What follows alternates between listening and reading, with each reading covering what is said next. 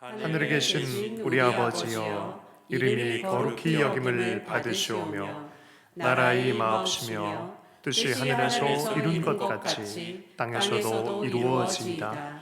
오늘날 우리에게 일용할 양식을 주옵시고 우리가 우리에게 죄 지은 자를 사하여 준 것 같이 우리 죄를 사하여 주옵시고 우리를 시험에 들게 하지 마옵시고 다만 악에서 구하옵소서. 대개 나라와 권세와 영광이 아버지께 영원히 있사옵나이다. 아멘. 샬롬, 주님의 이름으로 평강을 축복합니다. 오늘도 주님 주시는 특별한 은총의 날이 되기를 원합니다. 오늘 주시는 말씀은 고린도전서 15장 20절에서 28절까지의 말씀 중에 15장 20절의 말씀을 보겠습니다. 그러나 이제 그리스도께서 죽은 자 가운데서 다시 살아 잠자는 자들의 첫 열매가 되셨도다. 이 본문 말씀에 대한 묵상의 말씀, 잠자는 자들의 첫 열매라는 제목의 묵상의 글을 읽습니다. 우리는 아담에게서 비롯된 우리의 공통된 처지에 대해 압니다. 우리는 그리스도를 경배하는 것에 확실한 소망이 있음을 깨닫습니다. 그리스도 안에서 일어난 것들은 예외적인 사건이 아니라 그분의 구원에 참여하는 모든 사람들에게 반복될 첫 사건입니다. 그게 무엇입니까? 부활입니다. 잠자는 자들의 첫 열매라고 하면 부활의 첫 열매라는 의미인 것입니다. 오늘 15장, 고린도전서 15장의 말씀은 고린도전서 12장, 13장, 14장의 은사에 대한 논쟁을 정리해서 해결한 이후에 15장에서는 또 다른 논쟁을 이야기를 합니다. 그것은 부활에 대한 것입니다. 예수님께서 부활하신 이후 500명 문 제자들에게 보이시고 또 사도들을 12사도들을 따로 만나시고 그들에게 십자가와 부활의 복음을 부탁하셨습니다.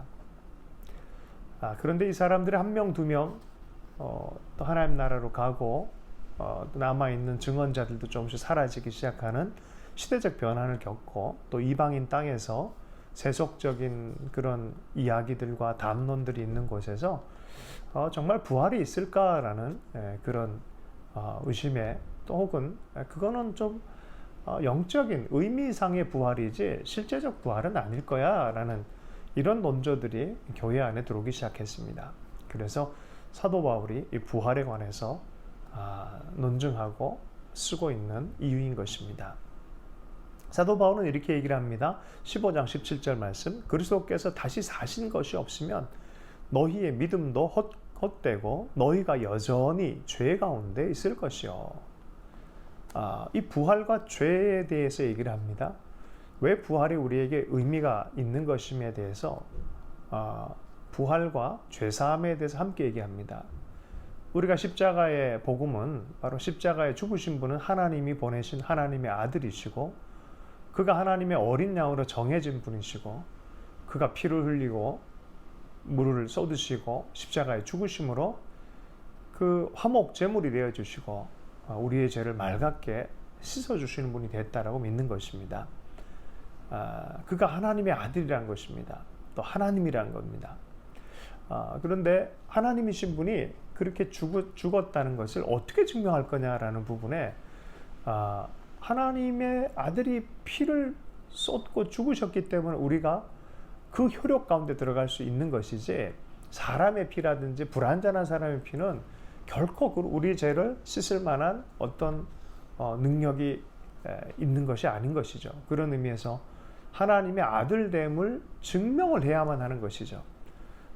그 증명의 가장 강력한 증거가 바로 부활입니다. 죽음을 이기시고 그는 죽음을 이기시고 온 세상의 모든 권세들의 위에 앉으신 분이시다라는 것들을 부활을 통해 증명하셨습니다. 그리고 승천하시고 하나님 우편에 앉으셔서 하나님의 통치의 자리에서 온 세상을 통치하신 분이다. 그는 하나님의 아들이고 그는 온 만물의 만왕의 왕 만주의 주가 되신다라는 것입니다. 그가 하나님의 아들이심을 증명하고 그가 만왕의 왕인 걸 증명이 되었다는 것은 바로 그의 피 흘림은 우리의 죄를 충분히 죄사하고 남는 능력이 있으신 그 십자가의 피 흘림이라는 것입니다. 그런 의미에서 만약에 부활이 없다면 우리의 믿는 것도 헛되고 너희가 여전히 죄 가운데 있을 것이다 라고 말합니다. 여러분, 우리의 믿음은요, 부활을 빼고서는 불완전한 믿음이 되어지는 것이죠. 그런 의미에서 사도 바울은 이것은 결코 묵과할 일이 아니었습니다. 예수 그리스도는 잠자는 자의 첫 열매가 되셨다라고 말합니다. 그렇다면 다음 열매들도 있다는 것이죠. 그 다음 열매는 어떤 것입니까? 바로 그리스도께 믿음으로 고백한 사람들이 연결되어진 열매들인 거죠. 우리들을 말하는 것입니다. 믿는 자들을 말하는 것입니다. 이 믿는 자들의 부활이 있을 것이다라고 말하는 것이죠.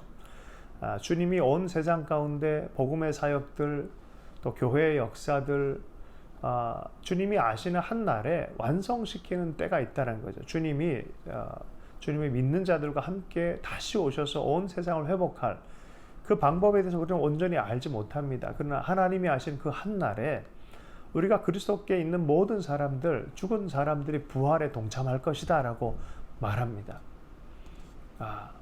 살아있는 사람도 호련히 변화하고 우리가 다 부활처럼 변화하는 주님이 오시는 때에 주님의 방식으로 그가 첫 열매면 우리는 두 번째, 세 번째, 네 번째 열매들로 부활의 역사들, 새로운 세계의 역사의 그 첫날로 진입하게 되어질 것이다 라고 말합니다. 이것을 모르는 사람들이 가끔 오해를 할 때가 있어요. 얼마 전에도 기사에 자신을 파묻으라 그러면 3일 만에 자기가 일어나겠다. 그는 그리스도도 아니고 그는 성경에 대해서 잘 모르는 사람이라고 할 수 있습니다. 비록 사역자라는 이름표는 가지고 있지만 성경을 잘 모르고 한 무모한 그런 일들을 함으로 죽음을 당하는 그런 일들이 있었습니다. 여러분, 부활은 죽음을 이긴 하나님의 통치의 권력, 생명의 권력이 어디에도 미치지 못한 곳이 없게 되어지는 그것에 대해서 명확하게 성경은 말하고 있습니다. 죽음을 축출시켜버린 거죠. 우리의 인간의 삶에서 죽음을 없애버리게 만드는 것입니다. 우리가 그리스도 안에 있지만 죽어도 살겠고라고 말합니다. 우리가 죽어도 살겠고, 만약에 살아서 주님을 보게 되어진다면 우리는 호련히 부활하여서 주님을 맞이하게 될 것이다 라고 말합니다. 우리가 어떻게는 자세히는 모르지만 그날이 오면 우리가 명확하게 알게 될 것이다 라고 말합니다. 무슨 말입니까? 부활은 반드시 있다. 우리의 신앙은 부활에 기초하지 않으면 반쪽짜리도 못 되는 그런 신앙입니다. 사도 바울이 이 이야기를 확실하게, 만약에 부활이 없다면 우리가 가장 불쌍한 사람들이다라고, 이 삶을 그냥 막 사는 거가 훨씬 더 지혜롭다고 말합니다. 그러나 부활이 있다면 우리는 그렇게 살 수 없다는 것입니다. 우리는 그것을 믿는 사람들입니다. 주신 말씀 붙들고 잠시 기도하도록 하겠습니다. 주님, 저는 왜 언제나 부활이라는 위대한 단어를 깎아내리고 그 의미를 상당 부분 버리며 분명한 암시를 놓쳐버릴까요? 그리스도 안에서 증거는 분명합니다. 그리고 장대합니다. 주님께서 그렇게 시작하셨는데 그것을 장려한 결론으로 이끄실 것을 제가 어떻게 의심할 수 있겠습니까? 주님, 주의 성령님이 우리 가운데 부활의 소망을 더욱 주심을 인해서 감사합니다. 그리스도와 더불어서 부활의 소망, 하나님 나라의 소망, 죽음을 이기신 소망을 계속해서 하나님 부어주셔서 감사합니다. 또한 우리에게 옛사람을 벗어버리고 그 부활한 새로운 아버지 하나님 세계와 새로운 존재성에 잇대어진 날마다 아버지 의와 아버지 빛으로 옷 입은 자로 서도록 격려해 주셔서 감사합니다. 날마다 부활의 삶을 살 수 있도록 주님 은혜 허락해 주십시오. 십자가 부활의 복음을 붙들고 살 수 있도록 오늘도 은총을 허락해 주시길 간절히 기도합니다. 오늘도 기도하는 것은 북한과 남한 가운데 하나님 회복되어야 될 것들, 그리스도 예수 안에서 새롭게 되어야 될 것들, 하나님 죽은 해골과 같은 것들이 살아서 극히 큰 군대가 되었다라고 말씀하시는 부활과 같은 샬롬의 소망을 기도합니다. 하나님, 형제이지만 갈라져 버리고 형제이지만 원수가 되어버린 죽음과도 같은 관계가 된 것 가운데 그리스도 예수로 말미암아 샬롬의 역사, 회복의 역사 하나님 불어오기를 원합니다. 주님 붙들어 주십시오. 이 땅 안에 끊임없이 이 화평을 위하여 기도하는 자를 세워주시고 부활에 잇대어서 연습하는 자들 될 수 있도록 은혜 허락해 주시기 원합니다. 총을 가지고 연습할 것이 아니라 평화를 연습할 수 있도록 주님 은혜를 허락하여 주시옵소서. 하나님 또한 우리 가정과 교회 가운데 날마다 십자가로 죽고 부활로 살아나는 부활을 연습하는 하나님 나라 사람들로 하나님 삼아 주셔서 교회와 가정과 아버지 일터 안에 하나님의 부활의 생명이 주입되는 역사가 있게 해주십시오. 날마다 부활하신 예수 그리스도의 그 놀라운 언약과 하나님 우리의 미래를 바라보며 하나님 부활을 날마다 연습할 수 있도록 주님 역사해 주십시오. 향방 없는 싸움이 아니라 우리는 하나님께서 언약하신 삶의 기준점을 온전히 붙들고 하나님 달려갈 수 있기를 원합니다. 오늘도 이렇게 복 주십시오.